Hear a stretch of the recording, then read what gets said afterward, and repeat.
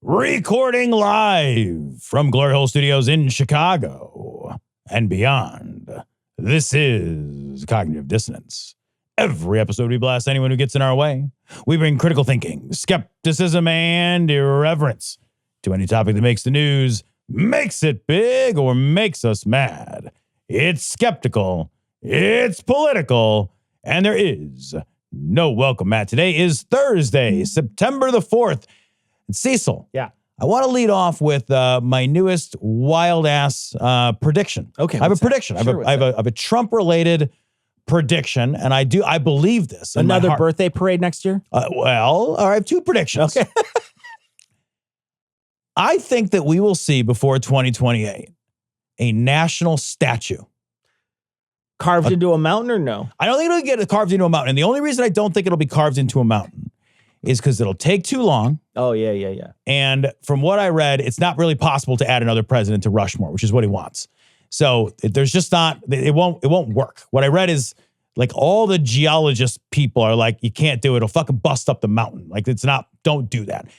But I was thinking that like every major dictator has somewhere in the town square or something, you know, they've got a giant statue. Yeah.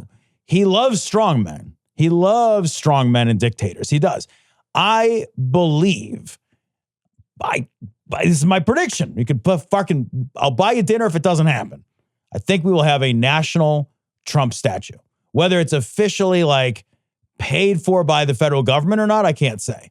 But I think we will have someone will give it to him as a gift, something. There will be a big ass fucking Trump statue.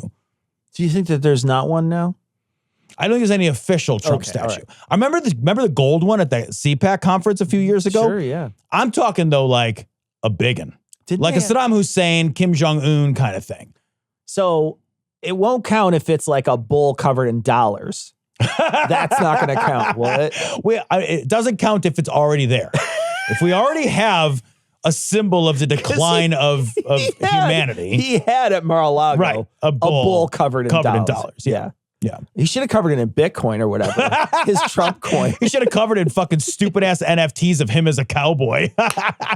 There's just an NFT of him as a cowboy on the back of it. He's got a whole rodeo. That's amazing. He does. He's all the village people. And he's the clown. Yeah. Yeah, I don't disagree. Although I'll take the bet. I'll take the bet just so we could go out to dinner. There we go. Just so we can go out to dinner. There's no loser. No loser. There's no loser. We'll go out to dinner, whether or not, but I feel like it's going to be like that dinner on Red Dawn when they're like, you can't have syrup anymore. you get molasses on your pancakes because we don't have that here. We can't import it from Canada. So it's going to be like that, but it'll at least be dinner. So yeah, actually, speaking of that, like maybe stock up on syrup. Actually, thinking of Canada and our current relations. Maybe stock up on syrup, guys. Did you see the hubbub about Cracker Barrel? About their stupid for fuck's sake.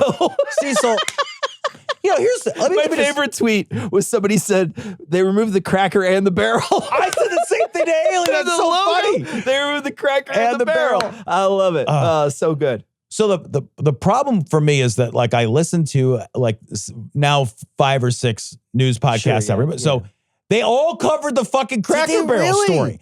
Every major news source that I listen to at some point covered in excruciating detail or minor detail the motherfucking Cracker Barrel story.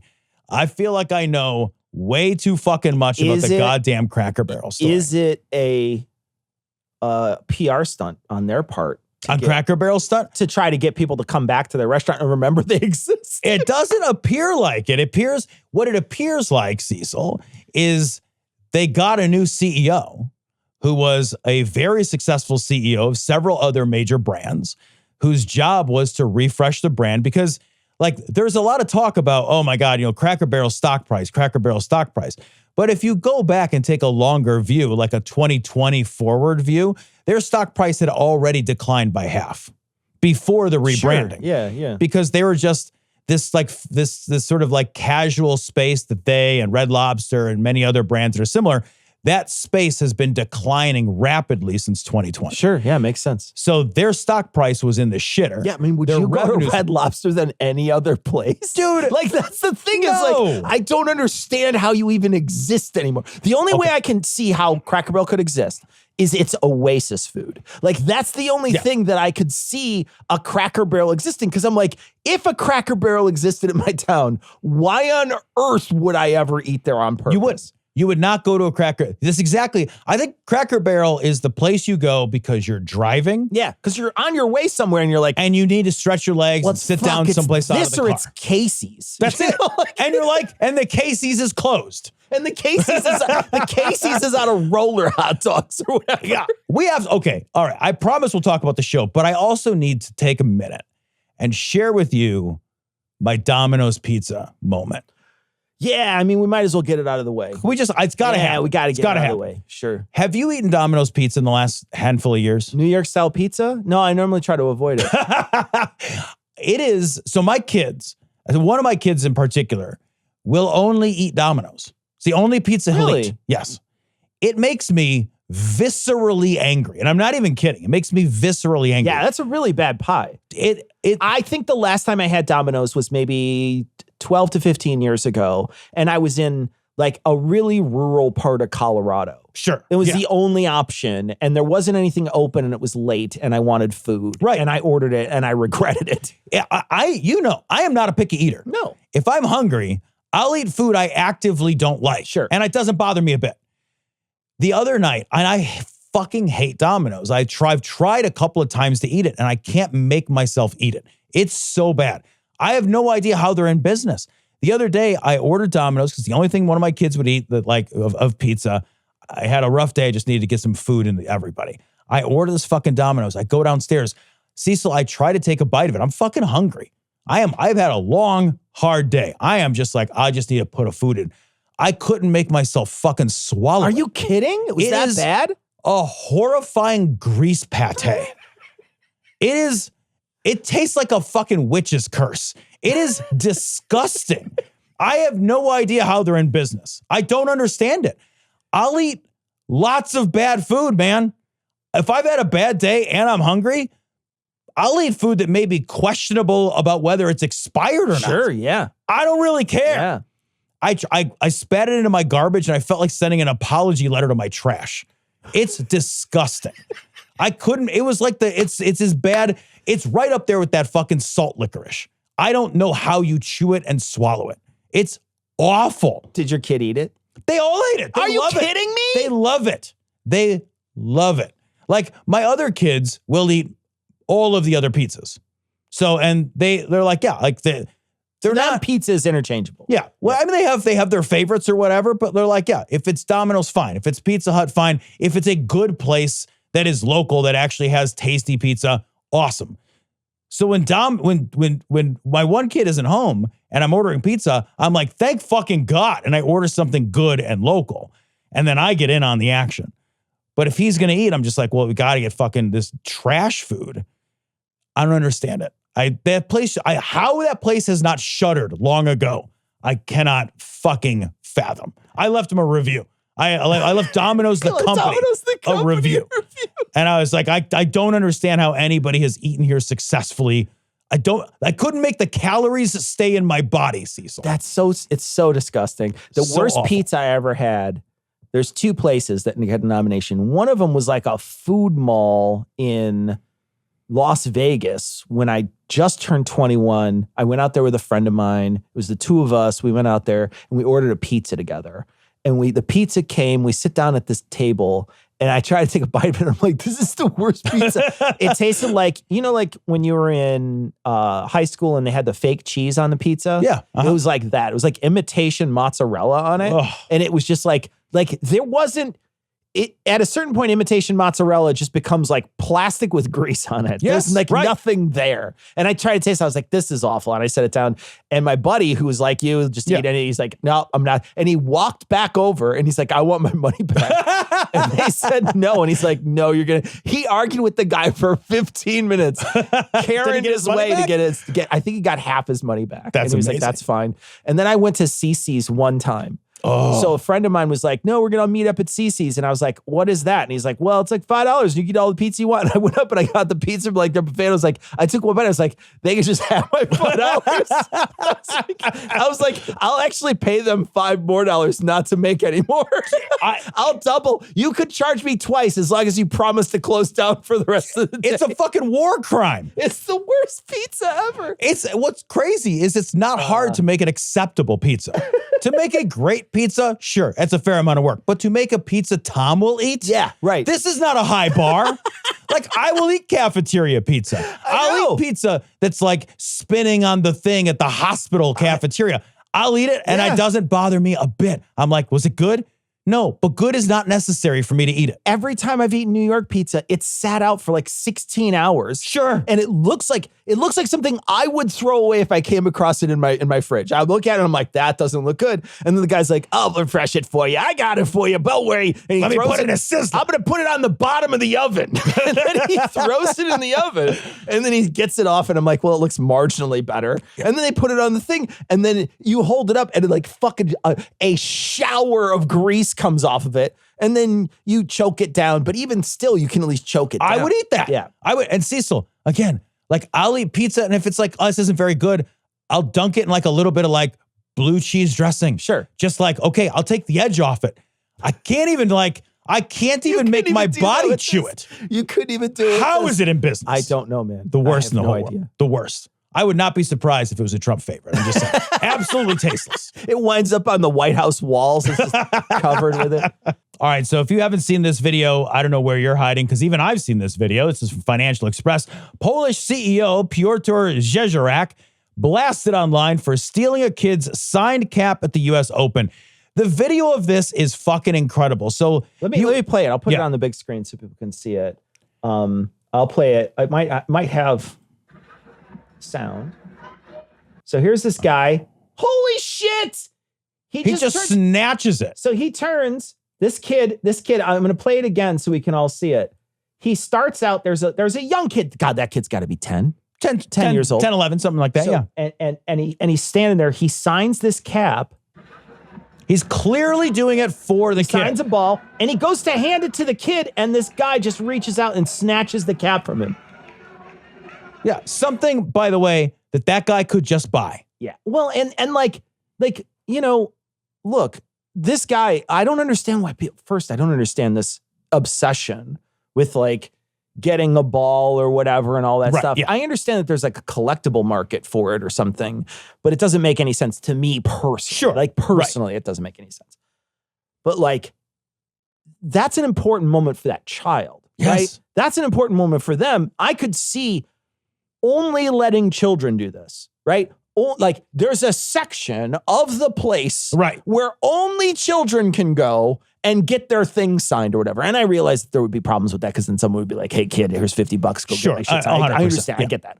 But at the same time, like, I feel like that's a thing that you should treat children to, and you should bar crazy people like this from that are just going to reach out and snatch the fucking cap right from. There's so many videos. If you search for this sort of thing, you can find videos of this all over where people steal balls from each other that get hit out of the park. And like a woman will just like, I've seen a woman like literally hand wrestle with a child to rip the ball away from them. What the fuck? And then she turns triumphant to the crowd and holds it up in the air.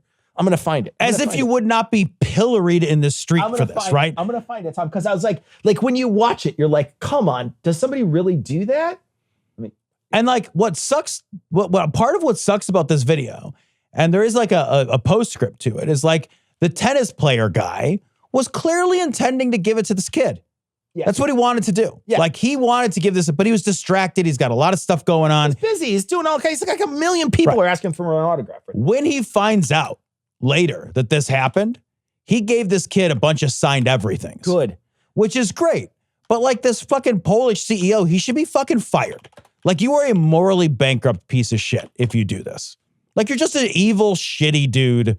Like you should be in charge of nothing. Allen Houston, there's a foul ball for her. Oh. Whoa, whoa. Wait, what was that adult lady doing to that little gal? She took the ball. Juan Miranda tried to give it to the little gal.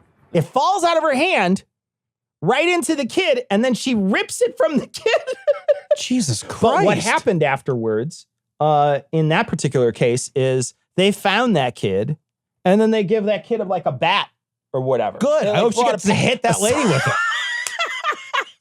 You should get a good whack in. Sign the bat. Well, I love that shit though when they do this, because what it does is it sparks the person to be like, no, fuck you. Yeah. No, fuck you. Absolutely. It's so childish of that person. And I didn't see it, and I couldn't find it in this particular story, but this guy doubled down on it. Like, I read the same thing. It's like, he's like, basically it was like finders keepers or whatever.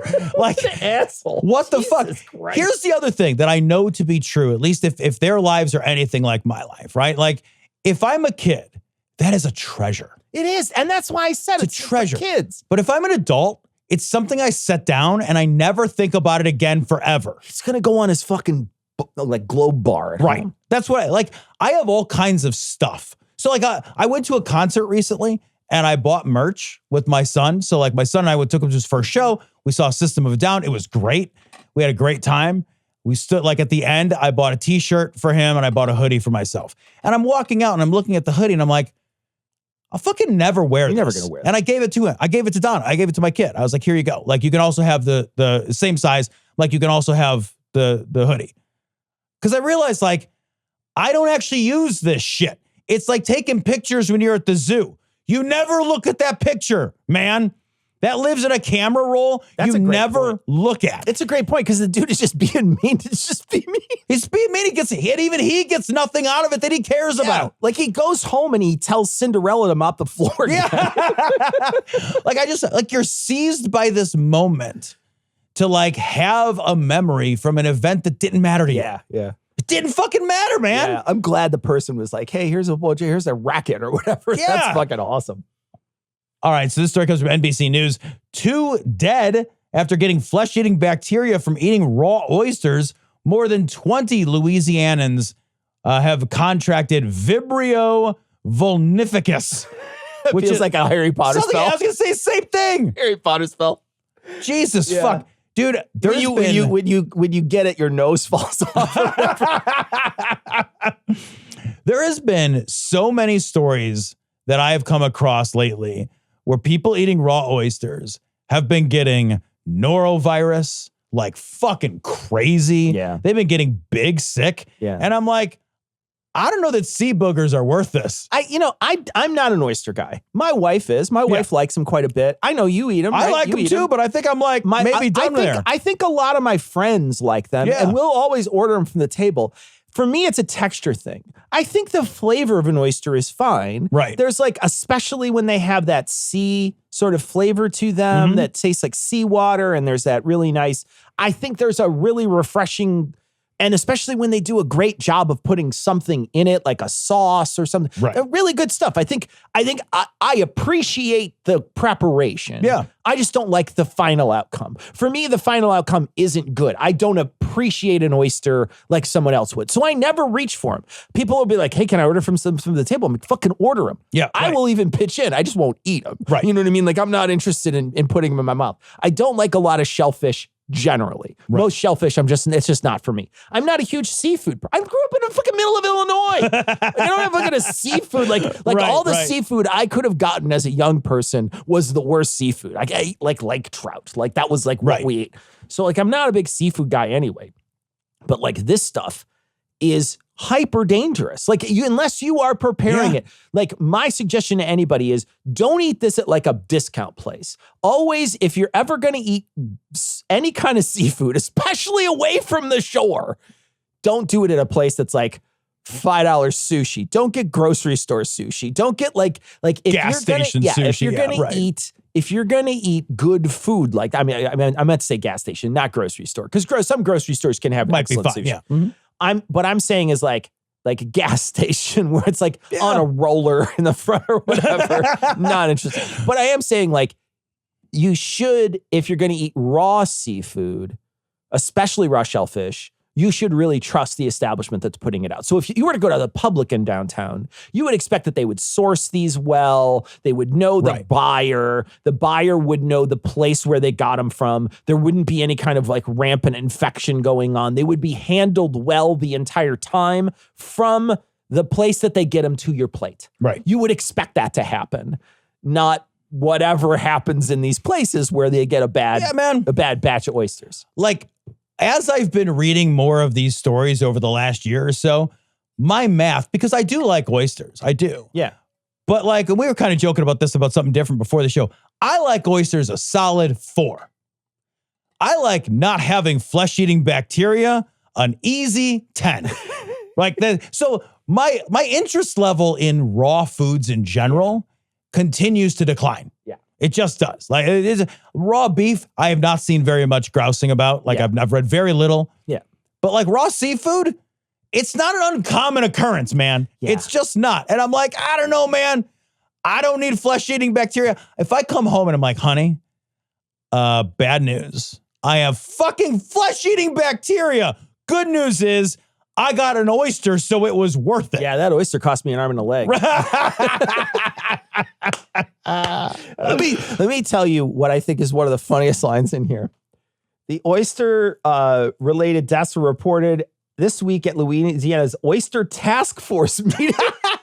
Do you think that they wear like oyster shells for knee pads and like elbow pads and they come in? Like, I see Oyster Task Force as like a SWAT team. I don't know how you envision an Oyster Task Force, but my imagination is they come in, they drive up in a big oyster and then they get out and they're covered in oyster parts as armor with an oyster gun. They're like, that's how I see them. They're banging on the oyster. Open up.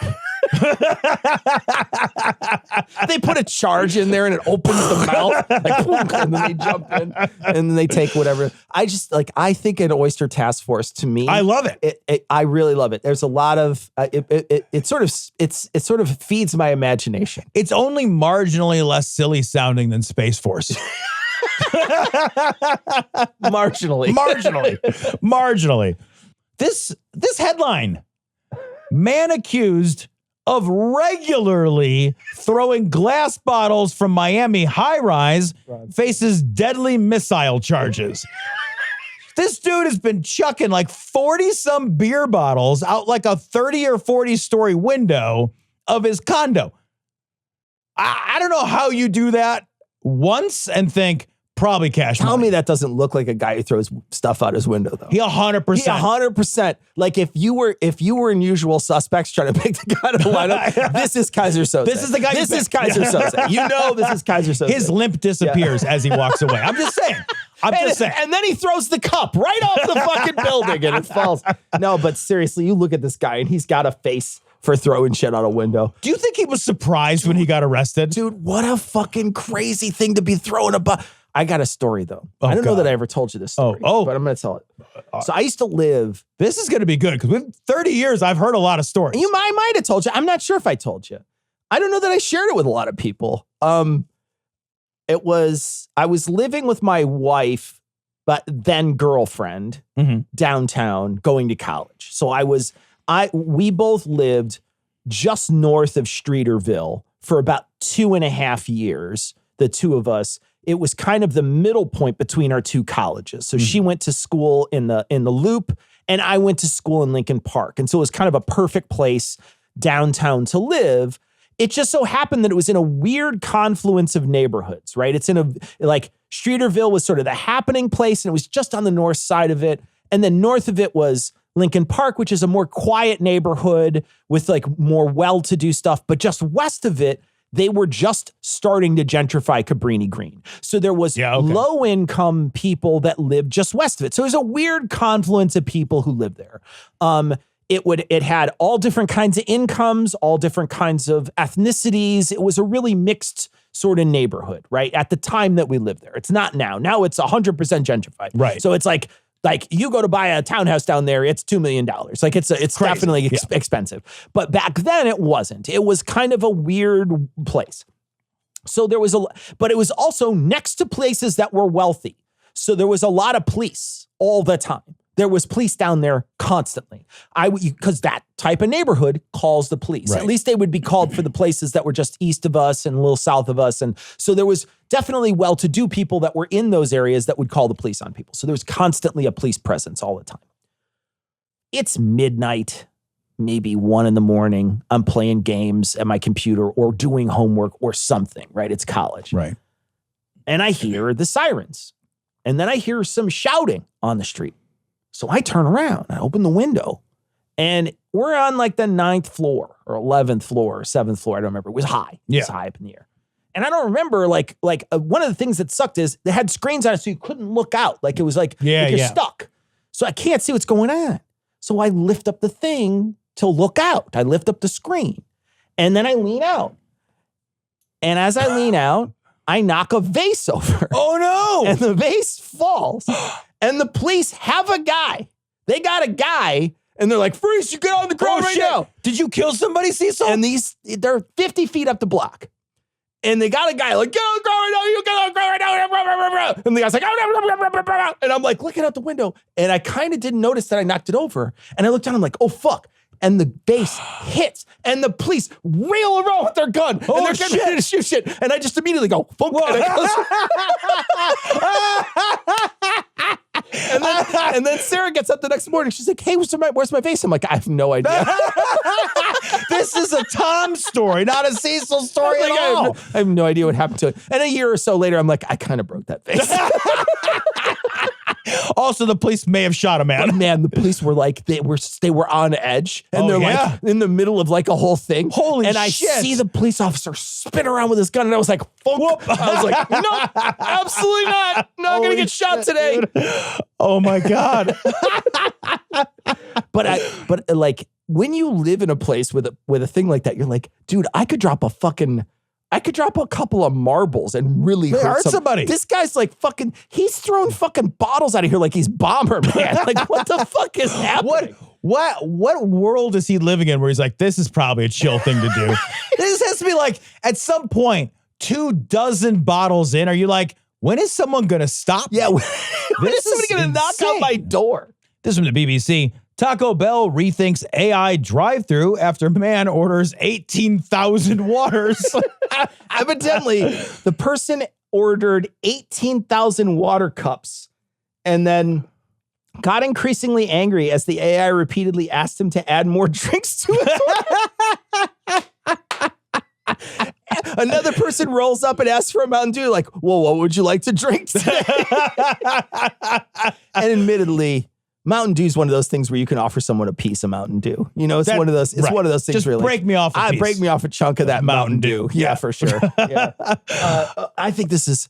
I've only been to one establishment, and it was McDonald's. And in this article, they say that they cut it all out of McDonald's. But this was, maybe when they first introduced it, like a long time ago, when they first started. This was a couple years ago, clearly before Trump was there, because I haven't been there since Trump did his thing. So that was last year. So it was clearly before then. It was like earlier last year sometime. So earlier in 24, I went to a McDonald's and I ordered through AI, and it was weird. It was very strange. Yeah, I can't imagine. It's bizarre. This is already cheap fucking labor that these places are getting. I know, right? Right. So I do think it merits pointing out that this was already a profitable business model. That's why there's lots of Taco Bells and lots of McDonald's. Yep. So that's a great point, man. Now they're investing in you losing your job. I can't get behind that. Yeah. Like this is not like something where we've gotten more efficient. All we've done is pushed more profits to the bottom line. This is not, there are ways in which you can say, all right, we're able to produce more widgets with the same number of people. That's great. But in this case, it's like, no, we're just reducing our workforce. We're just going to cut your workforce down. And there's going to be a shit ton of that. And like, what I would recommend people do, and I really do mean this, is fuck with these systems. Make these systems not work. Because if we are compliant to these systems that are built on replacing us at the entry level, that's a real fucking problem, man. That's a real big problem. If you know some places using AI and they're replacing their staff with it, there's no harm in fucking with AI. Just go fuck with it. Fuck with it for sport. For a couple of places around me, for all these years, they've eliminated the cashiers. They eliminate them. There's no more cashiers.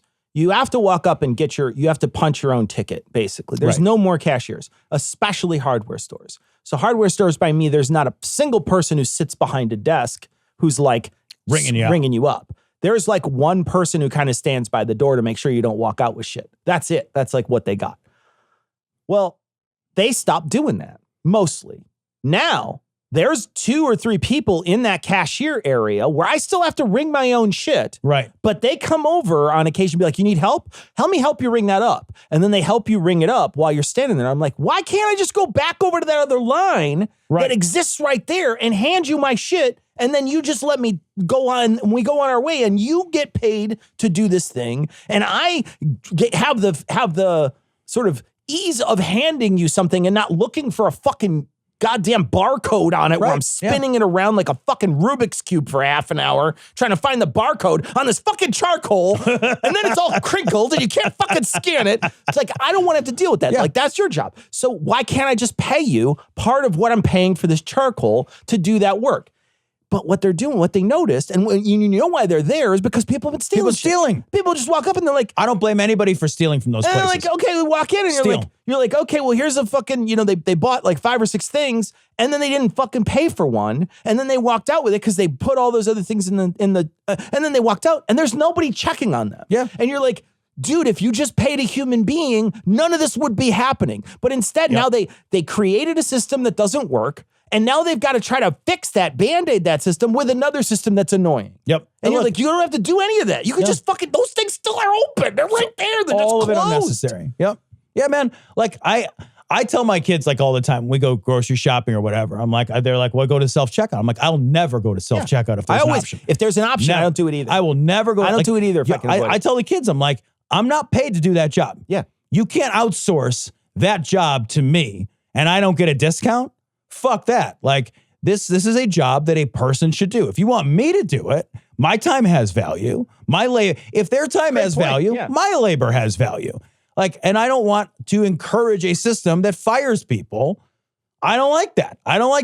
And like, I will say, like, if you're at the grocery store and the only option is self-checkout and there's fucking nobody watching, everything's bananas, man. 69 cents a pound. Everything's bananas. I'm just saying. I would never do that. I recognize I would never do that. But I like watch that thing and I see this AI thing creeping in. Yeah. And I'm like, when is there going to be a moment? Because didn't Amazon run a thing for a while, like a store you could just walk into and it like Wi-Fi'd your fucking bill? Yeah, Amazon has they still have stores where you can go in and you can choose to use the service or not, but everything that goes in your cart, basically your cart is keeping track of everything that's in there. And then it's connected to your Amazon account. So I just walk in, put stuff in my cart, and I walk out and it charges me as I'm leaving. I see. And it just emails you a fucking receipt or whatever. So you don't have to you skip a check. There's no checkout process at all. You put shit in your cart and you leave. And that's that. Sounds good in theory, but like, if there's nobody watching, what if my credit card gets declined? You know? Yeah. Like there are problems with these automated systems, but I also think that there's also a Ford Pinto solution, right? Yeah, there's going to be more shrink and they're going to try to reduce the amount of shrink, but they've fired all these other people. So even if somebody steals sometimes, it still is probably cheaper than hiring or employing a bunch of people. And that's the thing is like it must not have been in some of these places where these people are now hovering and then trying to like check you out at a less convenient space. That's not, they're clearly asking their employees to start doing what they were doing before. And I've read articles that like the amount of theft was going through the roof. And there was a lot of prosecutions and stuff. I'm sure it was. And like, I'm joking about the bananas thing, but I understand and I feel like that sense of real resentment. Yeah. Like, I don't want to live in a world where we just fire everybody. Yeah, I don't like that either. I agree. I don't want to be in a world where we just fire people either. And also like, the only reason you're doing that is to cut costs. Yeah. Right. And that whole thing, like the whole concept of why this election went the way it was because of these things. Yeah, right. Well, you know, like that's, isn't that why the populist message reached them is that we needed to bring back industry? And you're like, well, what industry you bring back? None. And now you're just firing people. Yeah. Well, and like, They're cutting costs, but they're not cutting my cost. Yeah. It's not cheaper to fucking buy stuff. No, they're putting at the it right grocery in store. Right on. They're saying, yeah, no, you still have to pay more money, Right. and I get more money. My Oreos or whatever are fucking $5.99 right now, or whatever the fucking cost of everything is. $1 million. And like, if there's no cashier or there's a cashier, it's the same price. There's eggs you can get at the store. You know, like there's 4 or 5 different kinds of eggs at the store. The eggs that I saw were like, it was 12.5 of eggs, right? So it's 18 eggs. But it was $14 for 18 eggs. The actual fuck. And I'm like, that's like a lot of money for and I'm like, I'm sure it was a very expensive brand. Sure. But it's still like, that's an intense amount of money for an egg. For eggs. And that's just not one thing. Like, I've noticed my grocery bill has gone up through the roof. Like it's incredible how much people have to pay for groceries. I could not imagine having a family your 6 size. people to feed. I could not imagine having a family that size. It's fucking brutal. It's got to be insane. And there's people like your family is average. Yeah. Imagine if you had a large family. Right. 7, 10 people in your family. What if you were a Duggar? I feel like those people have to they have to own their own Sam's Club. The story's from NBC News. Humans are being hired to make AI slop look less sloppy. In the age of automation, human workers are being brought in to fix what artificial intelligence gets wrong. There's an image here, and I'm going to put it on the screen. They basically hired someone. They hired somebody to come in and put in this, because they ask AI to do it. And AI spells like bric-a-brac, like really crazily. So they have to be like, okay, fine, it's bric-a-brac, but it spelled it like dreidel-brac or something. And then the top piece is all spelled wrong. They misspelled emporium and things like that. And so they had to go in and respell things. But people, and this may be exactly sort of where we sit, which is, and this is what they suggest in the article, is that what happens is that a lot of the gig workers that were paid to make those stuff are now going to be paid maybe to fix the AI, at least until the AI gets good enough to do it, which it may never ever get good enough to do it. Right. It may never be that point. But what bothers me is that you're letting people go that were creating images like this cutesy little image that you needed. And they were creating that stuff, and now they're not. Now a computer's doing it, and you let that person go. What happens when they raise the price on the thing and you're not willing to do it anymore? And now you've got to go out and reach into this pool where those people who were creative and were creating these things are now in a different job because they can't do that job anymore because AI took it. But now they don't want to leave their current job or go back to that gig work that they were doing. You're upsetting a balance here, I think, really badly. And you're becoming dependent on AI in the process. Dude, 1,000%. And it's also an issue of scaling. So if AI generates the image and then somebody just has to go in and clean it up, and maybe it takes 20% as long to clean it up as it would have been to do the whole thing start to finish. Scratch, Well, now I need 1/5 as many people to do that work. Yeah. So some of these gig workers are finding work doing this cleanup work, but less of them. Because they're not doing the work start to finish. It's less skilled labor. So if I create a product start to finish, I am going to be able to charge more because I'm saying, hey, I'm building this whole image out. I'm a graphic designer. I'm creating an artistic vision. I got to pay more for that. If I just want somebody to go in and clean some stuff up, I can hire a less skilled worker at a lower price. This is bad for us. We're not getting what is making me crazy is that the value that we seem to be getting out of AI is low quality stuff. We're getting a lot of low quality stuff. And the price we're paying for low quality returns is lost jobs. Yeah, less people working on it. I think that there's something to be said for the idea that, we don't have people making buggy whips anymore, right? That's that sort of expression. Sure, but we got the automobile out of it. That was the trade-off. The trade-off was a really high-quality trade-off. And then we have people then working in automobile factories. And then they're building cars. They're building trucks. And the world is moving at a different pace. And we're able to do a lot more stuff. And people might argue AI is going to do that. But it's not doing it now. Right now, we're getting a bunch of low-quality shit. and we're paying a price of lost jobs for it. That's where we're at today. As a creator, as somebody who's going to create something, I try to stay away from AI if I can, because I don't want to create something that AI did. Right. I want to do it myself. Like I want to create something and do it myself. And I feel like there is going to be a dependency on AI that they are going to capitalize on eventually when these businesses use AI instead of other products. And what's funny is like even photos nowadays, NPR posted one today that I saw, and it was a photo of someone. They were pouring a blender drink into someone else's glass. And it looked like there was 3 arms on the thing. But it wasn't AI. It was a real photo that they used. But people now think it's AI because they're like, well, there's 3 arms. And you're like, yeah, but somebody's off the screen and they're holding a glass into screen. It's an awkward image. It's an awkward image, and the way it's shot, it's just a weird angle.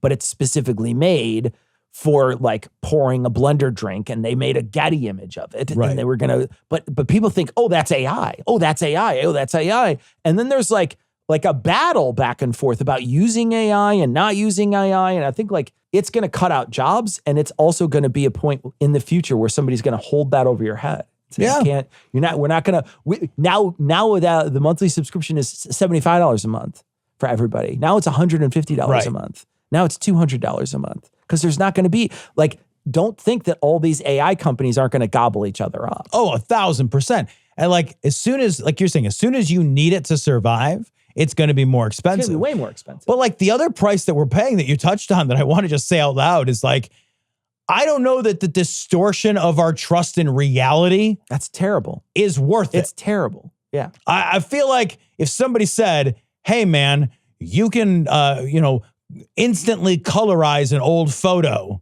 and that's really fun. But also, people won't know what's real or not anymore. Yeah, and bad actors can use this to convince people of shit that's not real. Yeah. I mean, when the Trump administration recently, I know this is a funny show, but like when the Trump administration recently fired on a boat in the Caribbean, right? That they recently shot a missile at a boat full of what they said were drug dealers or whatever, in the people moving drugs, drug traffickers in the Caribbean. They used the military to shoot a missile at this boat. Like, if you were asking for evidence, and then the evidence is provided, and it's visual or video evidence, but we don't trust that anymore because now there's a reality distortion machine that makes you distrust. You saw that Venezuela said it was AI, right? No, I didn't actually. Yeah, so Venezuela said it was AI. So there you go. We don't even have to imagine the scenario. You don't have to imagine the scenario. It's literally playing out. They literally said. That's hilarious. They said, yeah, that's AI. That's AI. It's not real. So like they're saying it's not real, and our government is. How do you know? How do you know? How do we know? And especially when Trump is posting to his own True Social, AI generated songs and videos of them taking over Gaza and turning it into a. Yes. You know what I mean? Like how do I know that they are not above that? Yeah, you can't. This story is from lbc.co.uk. Deputy Green Party leader admits to performing hypnotherapy to enlarge women's breasts in the past. Hold on. I used to. Yeah, well, or does he enlarge their breasts in the past? Like, does he he does and then they had bigger breasts back then? Hey, your tits were bigger last week. My tits were bigger last week. Mine are getting bigger every day, to be honest. All the time, brother. All the time. Yeah, that's fine. What, I'm get the man bro or whatever from Seinfeld. Yeah, the bro. The bro.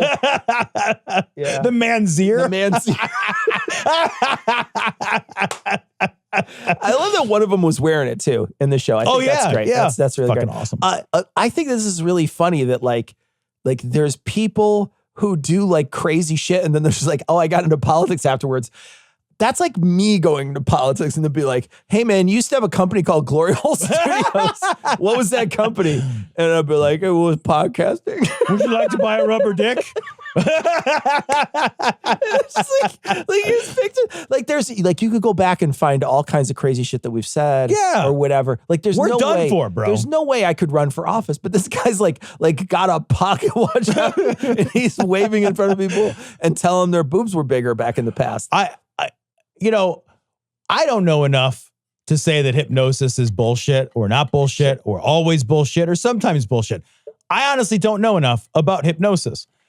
What I can say fairly definitively, though, is it ain't going to make your titties bigger.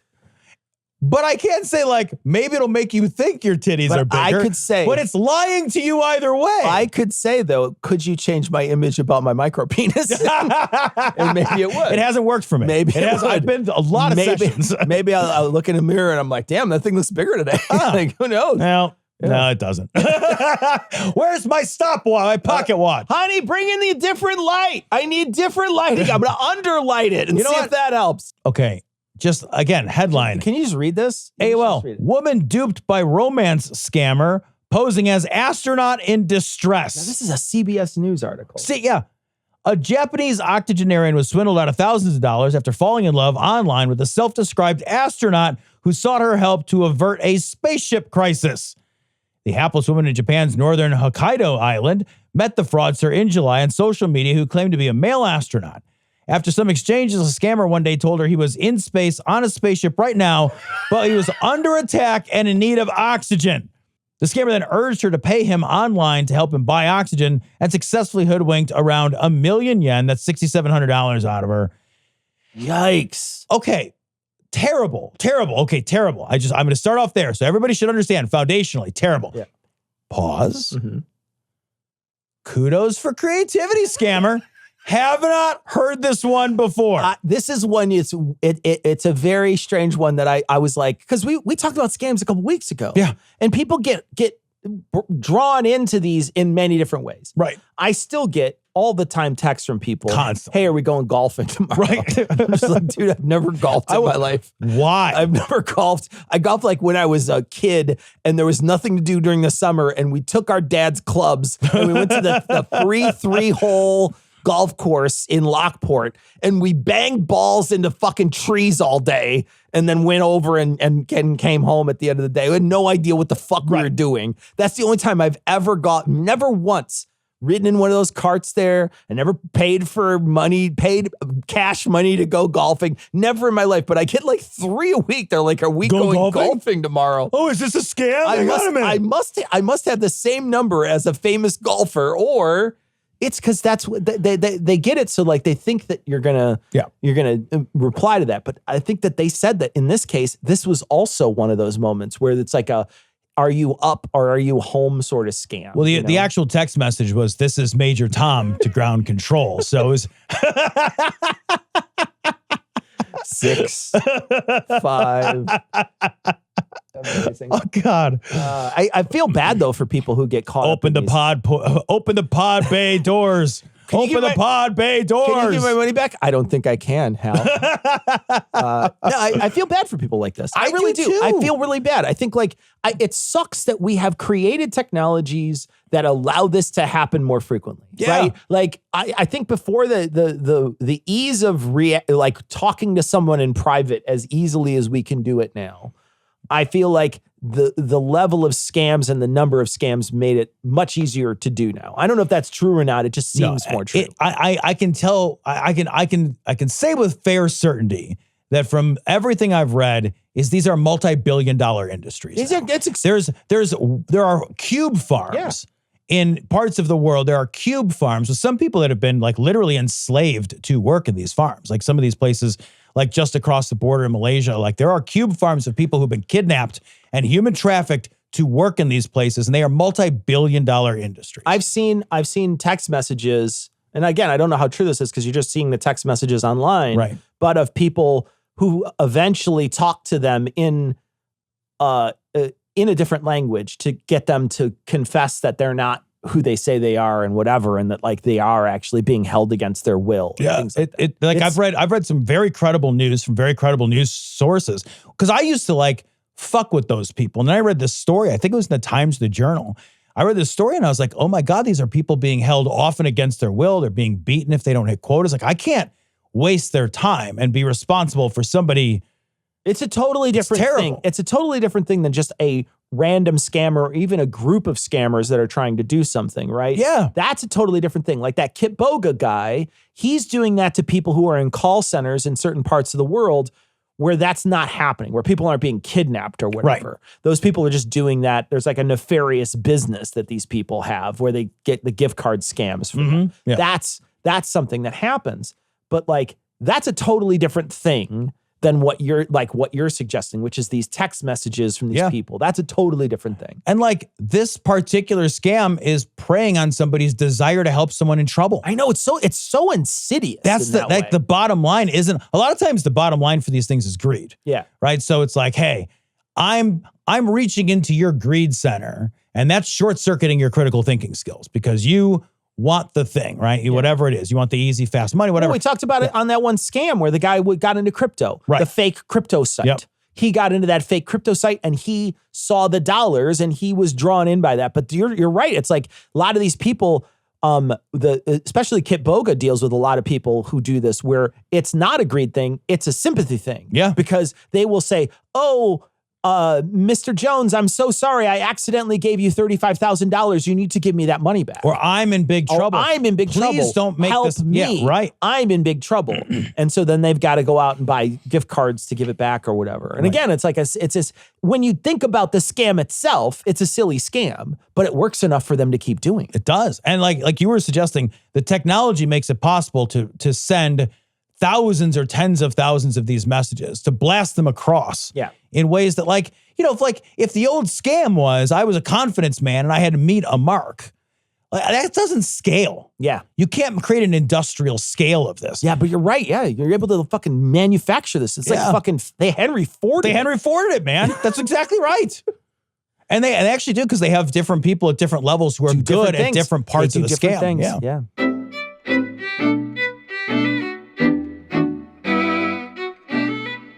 All right, that's going to wrap it up for this funny-ish show. We'll be back on Monday with a full adjacent. Funny adjacent. We'll be back then, and we're going to leave you like we always do with the Skeptic's Creed. Credulity is not a virtue.